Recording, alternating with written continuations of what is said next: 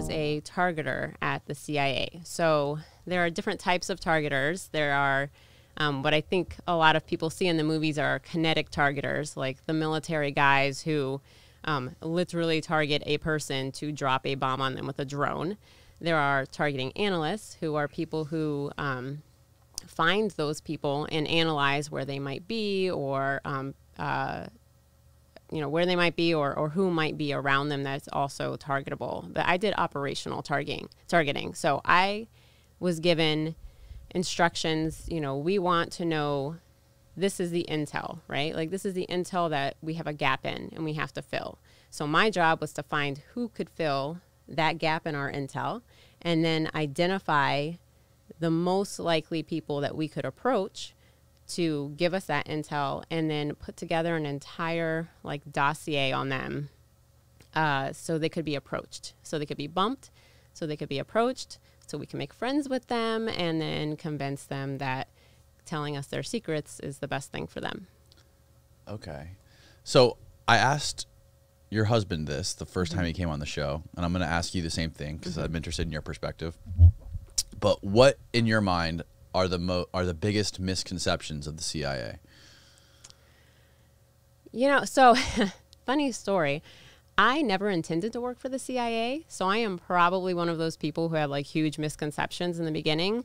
I applied to the CIA on a whim. I was actually looking to join the Department of State or any other federal government agency. It was my last year of college, and I was at a job fair, and I walked right by their booth, and my applications to the federal government were going, and nobody had called me back, and I was getting worried, and I thought, you know what? I was like, last ditch effort, I'll apply to the CIA. There's an application online. I didn't stop to talk to them. I was like, oh, those CIA people.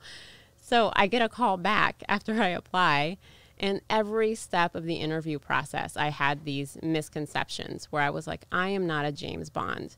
I am not a liar. I don't want to do this shady stuff. I am not comfortable with overthrowing governments. So every step of the way, right?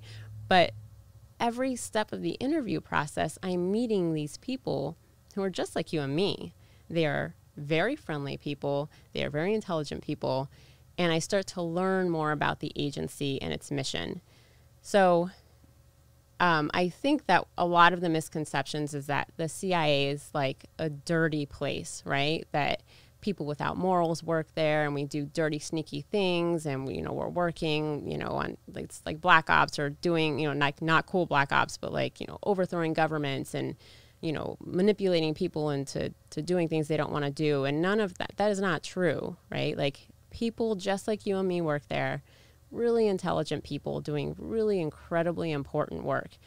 Intelligence is an absolutely necessary part of government interaction, right? When you're at high level, even at low level, honestly, different types of intelligence, but on a government level, for sure, intelligence is crucial. Diplomacy is fed by intelligence.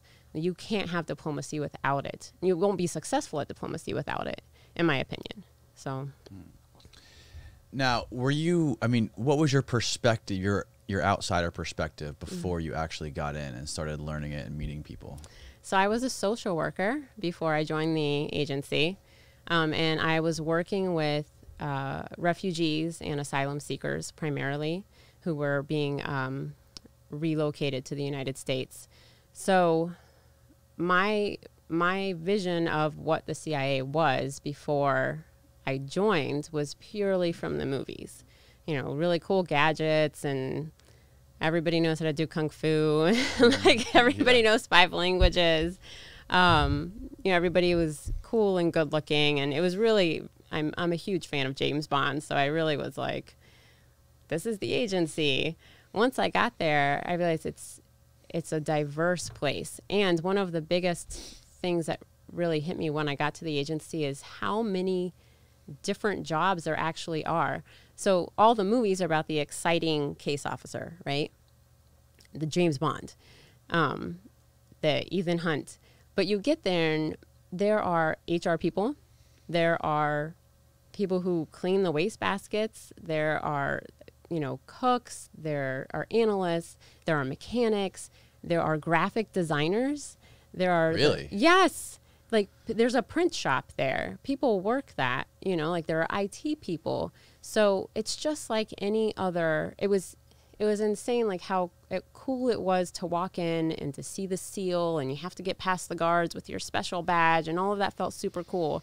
But you walk in, and it's cubicles and people doing like a plethora of different jobs, like any other business, like any other government organization to keep it running. You just happen to work on things that are super cool that most people don't know about. And that's what I enjoyed the most, was kind of having this insider insight into world events that I was already interested in. And then I had an even more of an insider perspective, where I was like, this is really cool. And I can affect things in a way, even if a small way, that nobody will ever know about. And for me, being behind the scenes is huge. Like, I love being behind the scenes, like affecting somebody that nobody ever knows I even touched. That makes me feel good, right? I see the end result and I'm like, boom, I did that. Great. So Now, when you got there, did you get to sort of choose the path that you took, or did they do that for you? So in the interview process that I went through, I was going for, they have different tracks. So I was going for a certain track, and there were like 3 different job descriptions that I could go for. I picked one, I entered, I decided shortly after, they have a really long orientation period and then a really long training period. So I decided, I originally was a desk officer, and I decided that targeting was a better fit for me. When I entered in 2007, targeting was brand new. They had just started it. It used to be that case officers themselves would do that kind of work. They would be the ones that found targets and figured out how to approach them.